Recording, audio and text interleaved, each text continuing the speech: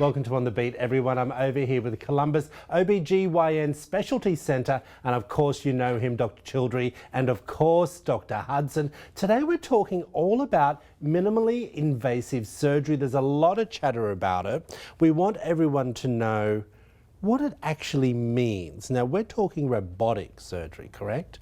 We're talking robotic surgery, but it can also include laparoscopic surgery, that any surgery that uses very small incisions to do things that we used to have to do through large incisions is now defined as minimally invasive surgery. Okay, explain to everyone at home. We're bringing up some video and they're going to be thinking it's like a robot, but it's still performed by the actual surgeon, right? Correct. And one of the biggest advantage for me is my patients don't hurt post-operatively.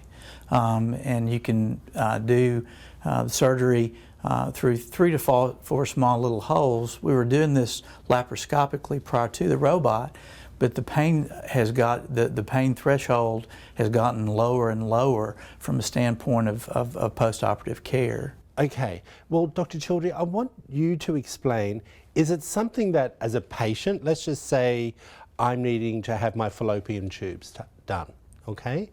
Is it something that I say, hey, Dr. Childrey, I want to use the robotic surgery, or I just go to general surgery? Is it something that the patients request, or is it something the surgeons insist on? Well, to be honest with you, we have to offer the patients all the options. Right. And when they say, well, what would you do? We give them the benefits and the complications and what might work best for them and let them make the decision. And we will help guide them if they want guidance. But we do have some patients that come in and they want things done laparoscopically or robotically, and they may not be a good candidate for that. Okay, well, this is a question to both of you. What are the parts of the body that you are working on using the robotic or the other type of surgery?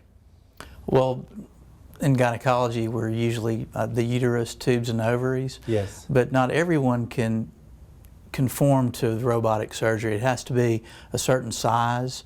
You can't have large, what we call fibroids, which are non-benign tumors of the uterus. Sometimes those can get quite large, so not everyone can have robotic surgery. Okay, I didn't realize that.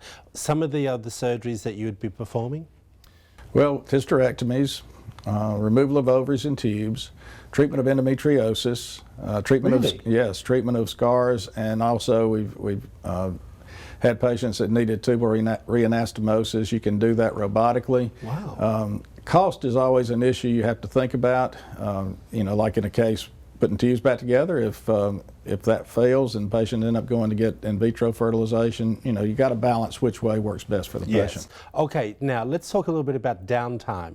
Is there a difference in the downtime, doctor? Very much so. Really? It's come full circle. Usually, you know, from an incisional standpoint, it's usually 4 to 6 weeks. With robotic surgery, you usually go home the next day. Isn't that amazing? It is amazing. And it's one of the joys to round on patients post-operatively and not have them hurt and be in the hospital for 2 to 3 days, because you can have you know, complications post-operatively from someone that's not moving. These folks are moving. They're up and about. They're doing and that's it. what we want as surgeons. You want them up and about.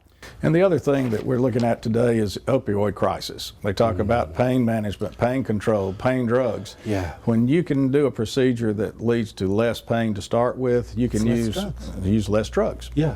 Very quickly, does our insurance cover robotic surgery? I'm sure that's a big question out there.